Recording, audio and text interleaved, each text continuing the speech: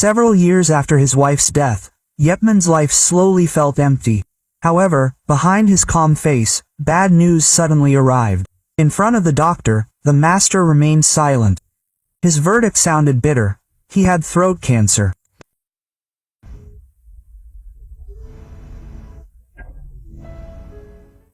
As the days passed, the peaceful atmosphere at the Wing Chun school suddenly turned tense.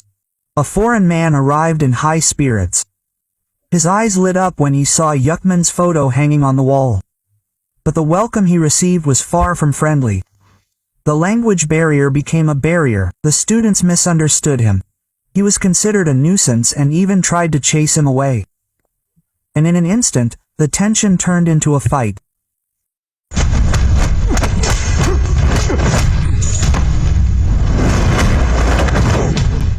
Suddenly, Yepman appeared. Instead of being angry, the foreign man looked happy. He immediately hugged Yepman. His name was Billy, a student of Bruce Lee, the legend who has now become a martial arts icon in America.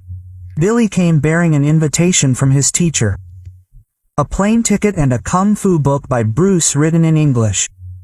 There was a sense of pride, but also a bitter realization. He had to seek treatment. Yepman refused for a simple reason. He had little time. He knew his body was not as strong as it once was.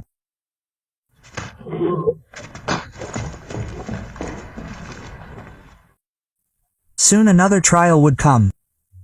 Yepman Yiping's son got into a fight at school. One punch changed everything. The school decided to expel him. Although Yiping begged for another chance, the decision was final. This wasn't the first time. The principal suggested that Yiping be sent abroad for a better future. In the infirmary, Yepman met a young doctor who had graduated from abroad. Seeing the doctor's success, Yepman began to think that studying abroad might be a future for his son. He knew it was a tough decision, but he also knew his time was short. That night, Yepman called his old friend, Fatso. He asked Fatso to look after Yiping while he went to America. However, their conversation didn't go smoothly. Yiping overheard him.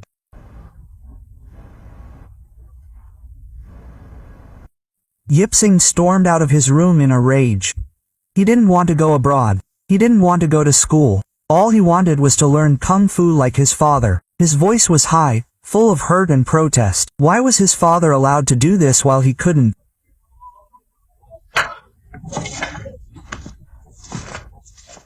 The next morning, Yepman left for America. He didn't look back even though his body was growing weaker. His goal was one: to fight for his son's future. Upon arrival in San Francisco, an old friend, Liang Ken, greeted him.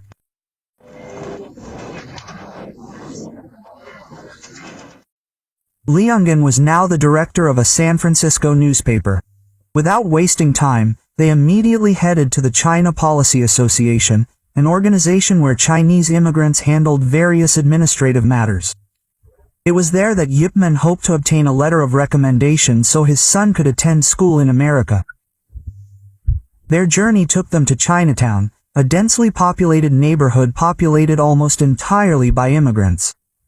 Upon arrival, several Grand Masters were waiting.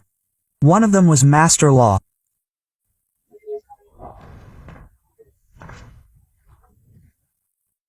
As soon as Yepman was introduced to the members, the atmosphere was tense.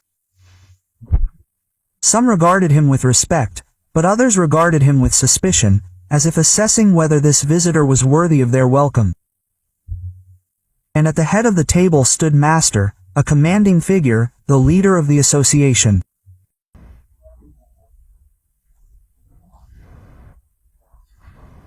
Without further ado, Master 1 immediately opened the conversation. He knew Yepman's purpose in coming was to obtain a letter of recommendation for his son. But before that, there was one matter that needed to be discussed.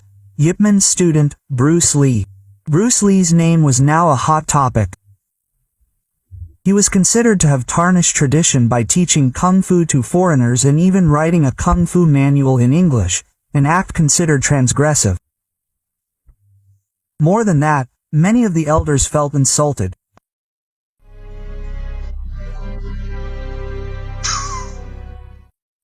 Yip Man saw no harm in it. To him, what was wrong with teaching kung fu to others? The room heated up. Two worldviews collided. One was bound by tradition. The other believed in openness. Sharp stares clashed. Polite words turned into sarcasm. Until finally, a small movement broke the tension, a push, a thump. The glass table between them began to crack.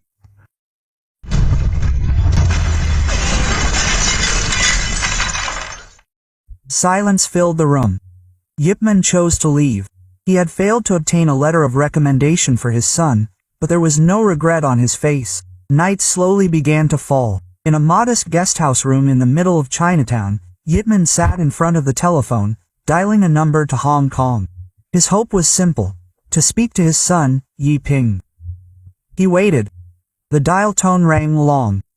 But it wasn't his son's voice that answered, but his best friend's. Meanwhile, Ying refused to speak.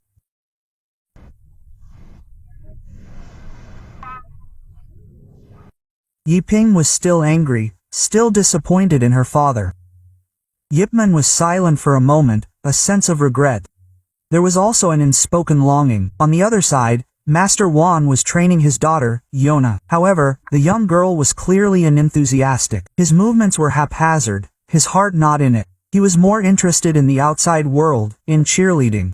But under his father's watch, freedom was not an option.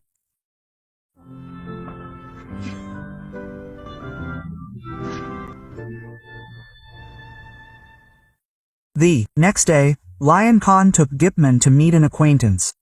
An official who might be able to help him obtain a school permit without having to go through the association. But again, the door of hope was closed. The reason was classic. Too many Chinese immigrants without clear records. Discrimination was still very real in the land of the so-called free.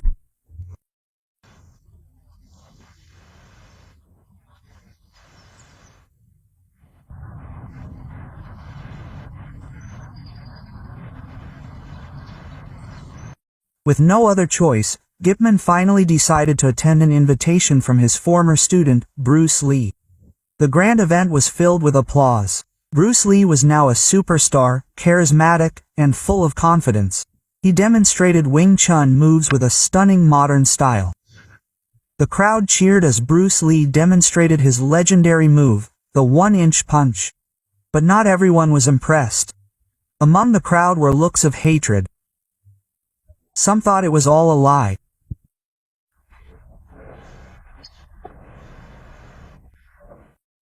After the event, the master and his student finally met. A brief conversation revealed to Bruce Lee that his master was in trouble. He promised to help with the letter of recommendation for Hipching School and also introduced one of his students, Hartman, a U.S. Marine. The atmosphere at the meeting was warm, but the calm was short-lived. A group of karateka arrived and insulted Bruce Lee.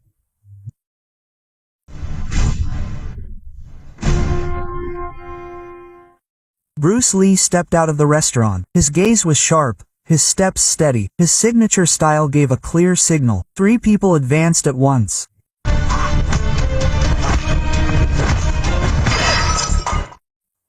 Suddenly, a senior black belt karateka stepped forward. There were no words, just a threat, a challenge. Bruce stared back with a faint smile. The challenge was accepted. The one-on-one duel began.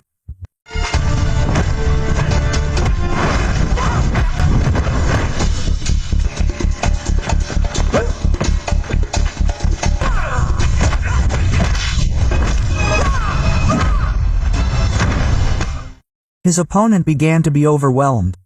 Then the double stick was drawn out and spun rapidly in his hand. But Bruce Lee shook his head. He was undaunted. In an instant, his opponent's weapon was seized. The double stack changed hands. And this is where the learning began.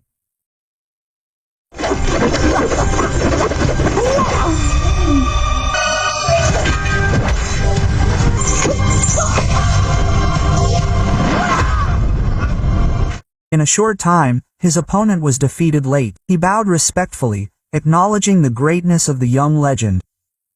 The next day, Yipman visited the school recommended by Bruce Lee, carrying a prepared letter of introduction. However, who would have thought that the school would also be the place where Yona, Master Wan's daughter, studied? That day, Yona had just been elected head of the school's cheerleading team. An achievement that made her shine among her peers. But behind that happy smile lurked an envious look from Becky, an ambitious student who couldn't accept her position being usurped. Jealousy slowly grew and hatred began to take root. At the same time, Yipman was invited to meet with the principal. A letter of recommendation was handed over. The principal looked impressed. The document was official, complete, and convincing. But once again, an official recommendation from the Chinese Policy Association was still needed. But there was an alternative way. 000. The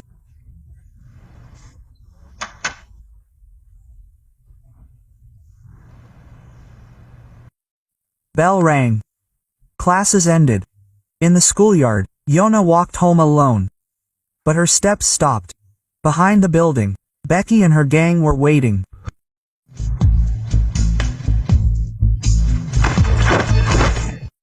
They surrounded Yona, mocking and cursing. Yona tried to fight back, but there were too many of them. That was when fate reunited Yipman with her family. He saw Yona being pulled, both hands held, scissors pointed. But Yona was no weak girl. She fought back. The emotional push made Becky lose her balance. Her face was scratched by the scissors she was holding. The situation became increasingly chaotic until suddenly, old. In an instant, Yipman intervened. There was no excessive violence. Just giving a lesson like a father punishing a naughty child, pulling the ear, patting the head. The students didn't have time to fight back. One by one they retreated, leaving fear and silence. On the bus, the two sat side by side. Yipman only wanted to take her home, with no other intention than to protect her. On the way, they had a long conversation. Yipman told her about the difficulties he had in obtaining school permits for his child. And without realizing it, he finally learned that Yona was Master Wan's daughter.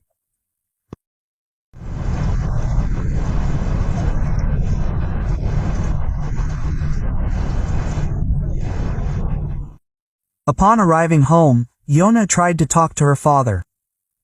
She begged him to help Yipman get the necessary documents. But when Master Wan saw his daughter's messy hair, his face changed. Not sadness, but anger. His hatred for foreigners still burned. He knew his daughter was involved in another fight. He knew his daughter was dealing with Americans again. To him, Yona's actions were a disgrace.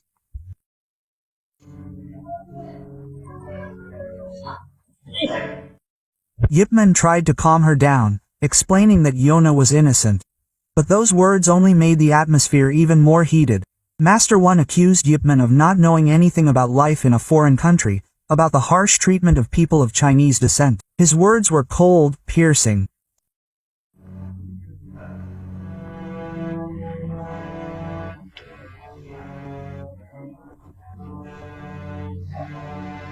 The challenge was accepted. Two great warriors stood face to face. The fight was inevitable.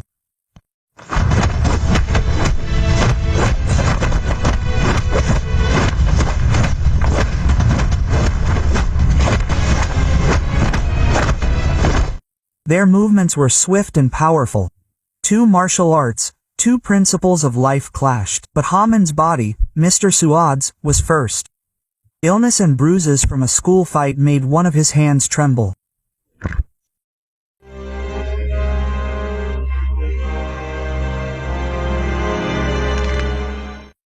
Tensions rose. Two men with different outlooks on life. One fighting for honor, the other for his child's future. But before either fell, the earth spoke first. An earthquake shook San Francisco. Walls cracked, glass shattered, and furniture toppled. In an instant, the fight stopped, and the two masters and Yona immediately defended themselves. When the tremors stopped, they stared at each other. For Master Wan, this fight wasn't over. Tap chose to leave, not needing recognition. He didn't need victory. Mayu Fengsen.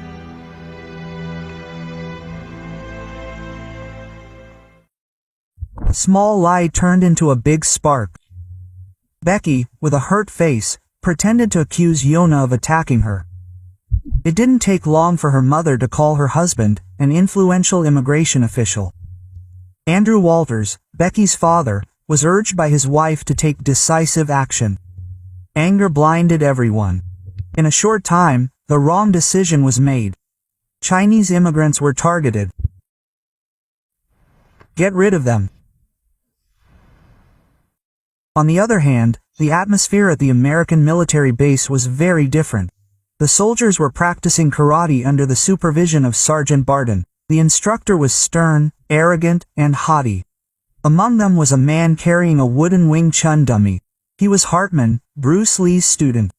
He wanted to introduce Kung Fu to the soldiers.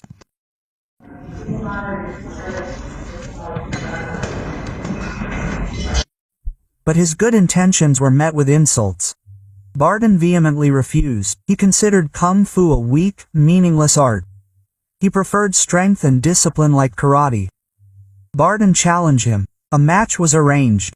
His opponent was Colin, the karate instructor. If Hartman could defeat him, Kung Fu would be included as part of the military's training.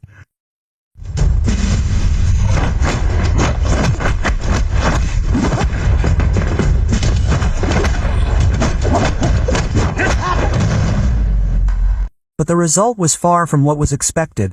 The fight was short. Colin was stronger, faster. In front of the soldiers, the duel was not just a physical fight, but an open humiliation. Barton smiled with satisfaction, feeling he had proven karate was far superior to Kung Fu. As a final insult, the wooden Wing Chun dummy was burned in front of everyone. The flames danced in the air, while Hartman could only stare. However, the defeat did not make him give up. The next day, Hartman demonstrated the potential of Kung Fu to the general. Every move he demonstrated was not just art, but discipline and self-control. The general was impressed. He ordered further investigation. Hartman was given permission to attend the autumn festival in Chinatown and record everything about Kung Fu. If the results were good, Kung Fu would be adopted as the official training program of the American Marines. However, for Barton, the decision was an insult. His hatred turned to revenge.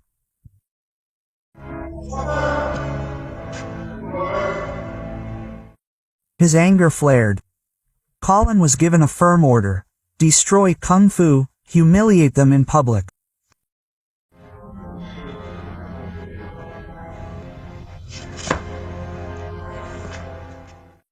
Meanwhile, Yona approached Yip Man. In her hand was a letter of recommendation from the Chinese Association. A letter that was supposed to be a way out. But upon receiving the letter, Yip Man tore it without hesitation. He knew it was a fake.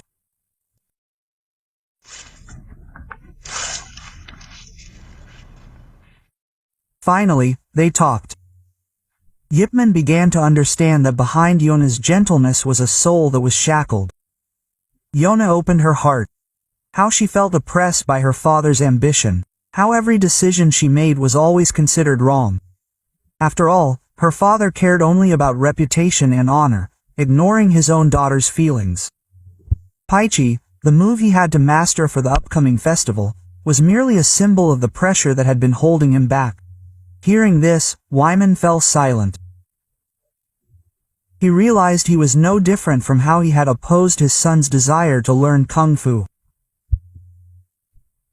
Until finally Yip Man suggested a simple thing. Do what makes you happy, not what others want. Like being a cheerleader at the upcoming festival.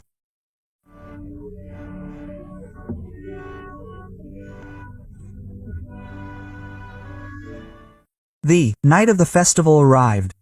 Chen Town was lit up with lanterns and traditional music. Amidst the crowd, Harmon was busy recording every scene, gathering data for his research. Yip Man arrived and was greeted by Yona, who asked him to sit in the front row. However, he refused, preferring to stand among the common people. But at the same time, another threat approached. Becky's father and his men arrived with an arrest warrant. Without warning, they arrested Master One on charges of harboring illegal immigrants. A charge he vehemently denied. But to no avail, Master One was still taken to the immigration office. Chaos began to spread. Colin arrived at the festival full of arrogance. He took the stage uninvited, carrying a block of stone, wanting to make a show.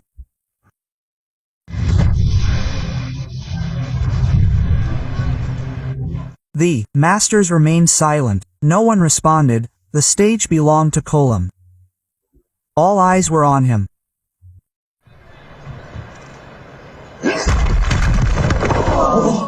The atmosphere turned tense. The intention had been made clear. An open challenge to all the kung fu masters present. He stood on the stage, provoking, taunting, insulting. The crowd's shouts echoed. The masters began to be provoked. And the first to step forward was Master Law.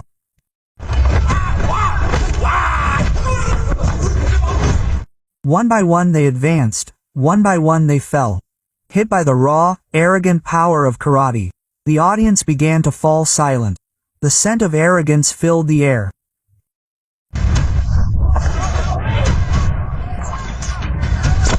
The audience began to become restless. Their faces were grim. A female teacher tried to fight back, but her fate was not much different, until finally, just as Colin was about to land a decisive blow on her, the crowd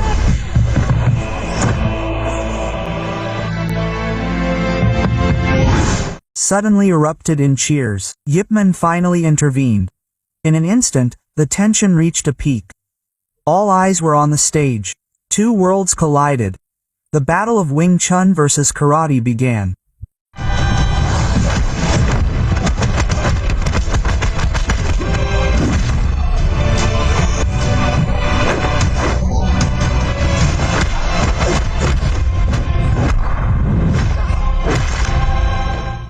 Colin finally fell. The crowd erupted. Warda Chinatown cheered, expressing the pride he had been suppressing. But the joy was short-lived. Amidst the euphoria, Yona received news of her father's arrest. Without thinking, they ran from the festival to the immigration office.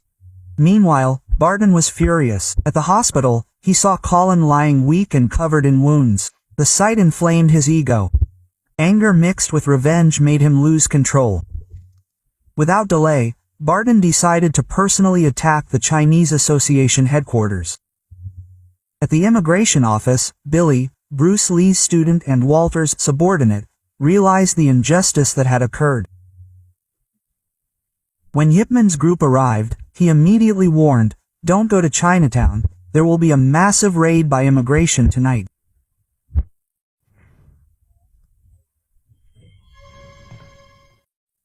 Hearing that, Wyman immediately tried to warn his friends. But it was too late. Barton arrived first, looking for Master One.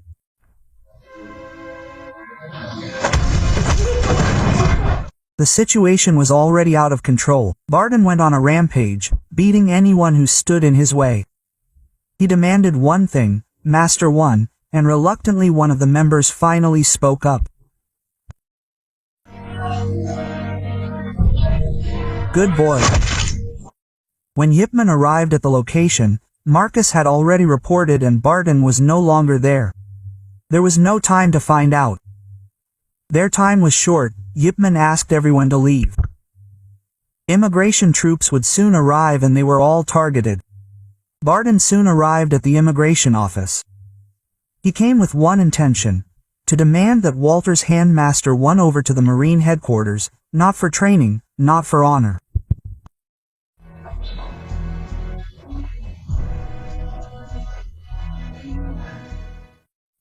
Under threat, Walters allowed it. There was no turning back. But before he could leave, Yona suddenly appeared. He knew all this trouble had started with him. He bowed, begging for his father's release.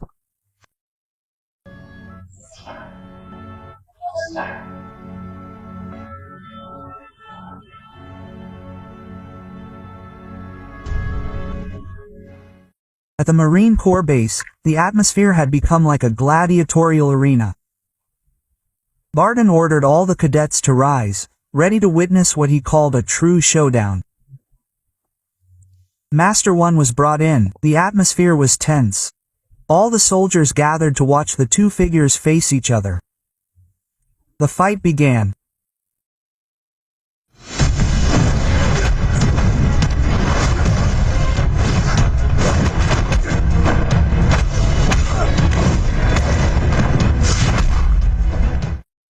For a moment, Master One was still able to keep up, but the difference in strength was too great. His body was hit hard, bruised, and finally collapsed.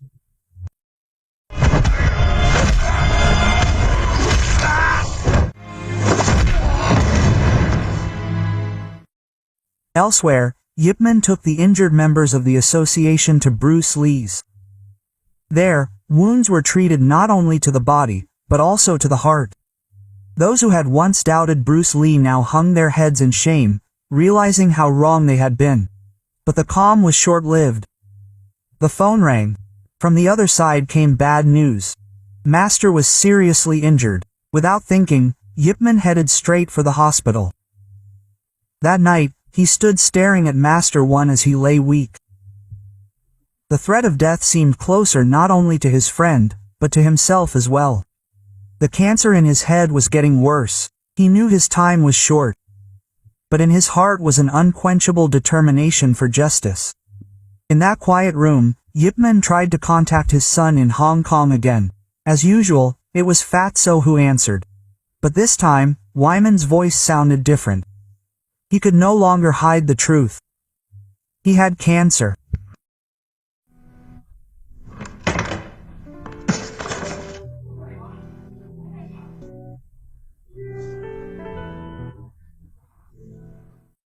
When father and son finally connected, there was no longer any distance between them. Only honesty, tears, and the love that had been buried. Yip Man apologized, admitted his mistake, and promised to keep one thing, to teach Wing Chun once he returned. That morning, Yip Man asked Hartman to take him to the Marine headquarters. Yona tried to stop him, but he kept going. Accompanied by Hartman, Yip Man arrived at the headquarters. There was no hesitation on his face, no room for words. He stepped in, a thin man with an old body, but his steps were full of authority.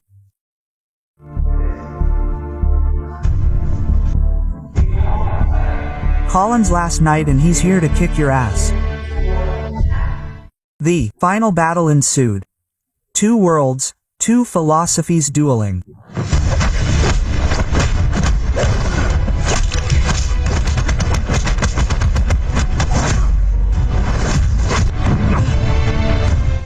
Barton attacked ruthlessly. Every blow was deadly. Yip Man held on, but his body was frail. Cancer was taking him by the throat, making every movement heavier. Blood dripped. Barton managed to knock him down repeatedly, but Yip Man refused to fall. With his remaining strength, he continued to fight.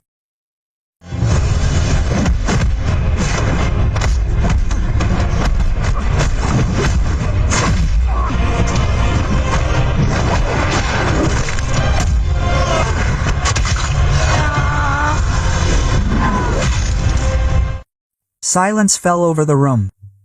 The cadets stared in disbelief, then slowly rose to applause. They had just witnessed the true power of a legend. Not of muscle, but of an unbreakable spirit. A few days later, Master One prepared the letter of recommendation Yip Man had long desired. But this time, the letter was no longer the goal.